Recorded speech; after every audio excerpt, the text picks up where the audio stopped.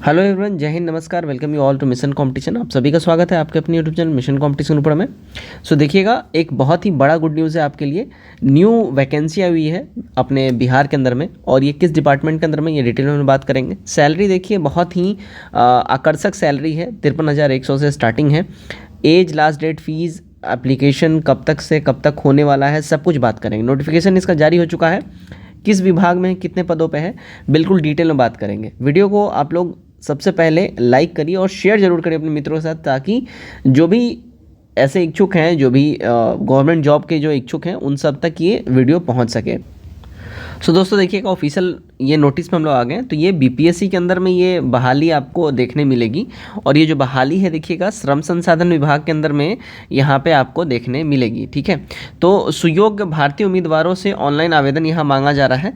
देखिएगा, सैलरी की अगर हम लोग बात कर लें, ठीक है, तो देखिए सैलरी आपका यहाँ पे सीधा सीधा क्या बोला जा रहा है, 53,000 से जो है आपका वेतनमान जो है सैलरी यहाँ पे स्टार्ट हो जाएगा, है ना। देखिए लेवल 9 का ये बेसिकली सैलरी आपको यहाँ पे ऑफर किया जा रहा है। प्रवेश वेतन जो है, यानी एंट्री सैलरी, आप जब इसमें एंट्री लीजिएगा 53,100 से। सीधी नियुक्ति के लिए न्यूनतम शैक्षणिक योग्यता वगैरह सब कुछ यहाँ पे हम लोग बात कर लेंगे।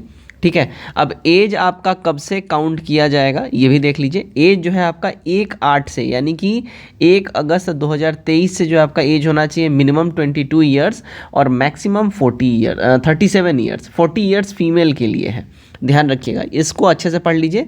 दिनांक 1/8/2023 से न्यूनतम 22 वर्ष एवं अधिकतम अनारक्षित पुरुष के लिए 37 वर्ष, पिछड़ा वर्ग, अत्यंत पिछड़ा वर्ग पुरुष के लिए जो है एवं अनारक्षित महिला के लिए 40 वर्ष, अनुसूचित जाति, अनुसूचित जनजाति, पुरुष महिला सबके लिए 42 साल। इतना समझ में आ गया। अब देखिए, नियमावली के प्रावधान के अनुसार न्यूनतम शैक्षणिक योग्यता के अंतर्गत विशिष्ट योग्यता तथा कार्यानुभव या शिक्षण अनुभव आवश्यक आहर्त नहीं है, बल्कि विशिष्ट योग्यता के साथ अनुभव या शिक्षण अनुभव वांछनीय योग्यता, जिसके लिए अतिरिक्त अंक व्यवस्था यहाँ पे किया गया है। अब देखिएगा, यहाँ पे बेसिकली यहाँ पे जो ये वैकेंसी जो आई हुई है, ठीक है, अगर इसकी हम बात कर लें तो देखिएगा, प्राचार्य एवं समकक्ष स्तर के लिए बेसिकली ये वाइस प्रिंसिपल के लिए ये वैकेंसी है। ठीक है, वाइस प्रिंसिपल के लिए वैकेंसी है ना, श्रम संसाधन विभाग की ओर से निकला हुआ है।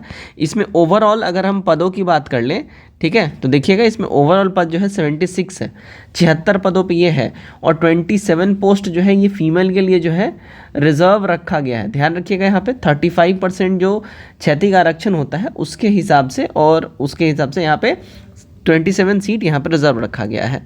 ठीक है, अब यहाँ पे देखिएगा क्या बोला जा रहा है, सीधी नियुक्ति के लिए न्यूनतम शैक्षणिक योग्यता क्या रहेगी, तो किसी भी भारतीय विश्वविद्यालय, यानी कि भारत सरकार द्वारा वो मान्यता प्राप्त होनी चाहिए, संस्था के द्वारा AICTE अप्रूव्ड से डिग्री इन इंजीनियरिंग अथवा समकक्ष बीटेक। तो बेसिकली आपको ITI ट्रेड में यहाँ पे होना चाहिए। ठीक है, BTech, BE, BSc, EG, BS अथवा विश्वविद्यालय अनुदान आयोग द्वारा मान्यता प्राप्त सम विश्वविद्यालय, यानी कि डीम्स विश्वविद्यालय से केवल नियमित रूप से संचालित तकनीकी पाठ्यक्रमों में उपाधि मान्य होगा, ना कि दूरस्थ। यानी कि अगर आपने डिस्टेंस यहाँ पर अगर कुछ किया हुआ है कोर्स, तो आपका वो वैल्यू नहीं रहेगा। आपको अगर आप वो कोर्स आप रेगुलर किए हुए हैं, है ना, तो ही आपका ये वैल्यूएबल रहेगा। ठीक है, तो दूरस्थ शिक्षा के माध्यम से संचालित तकनीकी पाठ्यक्रम में प्राप्त उपाधि।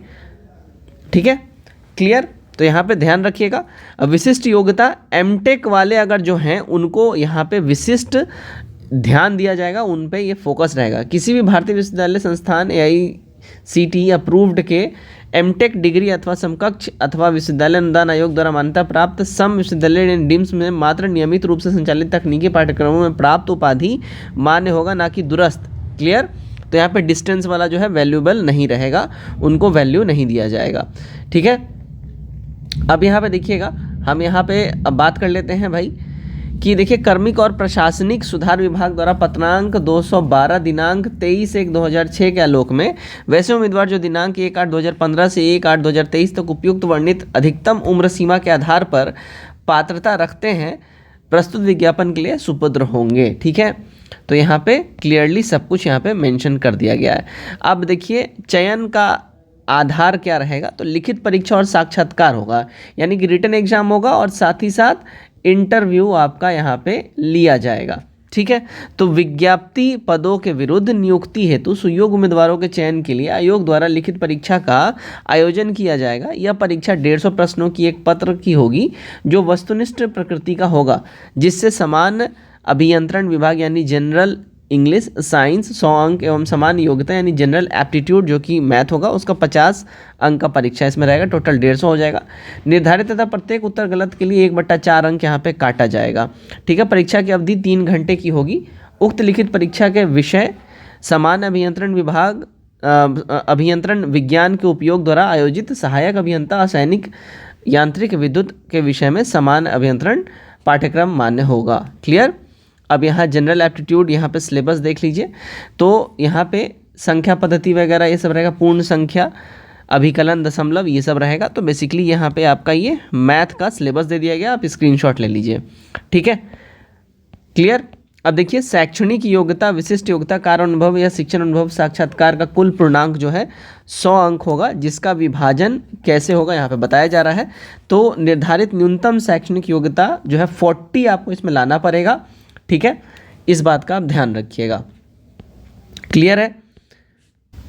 अब यहाँ पे देखिएगा ऑनलाइन आवेदन का अगर डेट की बात कर ले तो ऑनलाइन आवेदन स्टार्ट हो रहा है 25 तारीख से, यानी 25 मार्च से जो है आपका ऑनलाइन आवेदन स्टार्ट हो जाएगा और 16 अप्रैल तक ये ऑनलाइन आवेदन आपका होगा।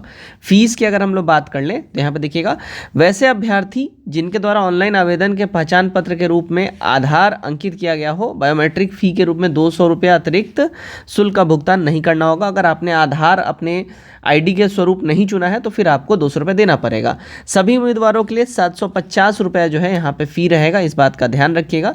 यानी कि जनरल, साथ ही साथ ओबीसी, साथ ही साथ EWC। ठीक है। तो इनके लिए जो है 750 रुपये रहेगा। अदर स्टेट वालों के लिए भी 750 रहेगा। बाकी जो है यहाँ पे ध्यान रखिएगा सूचित।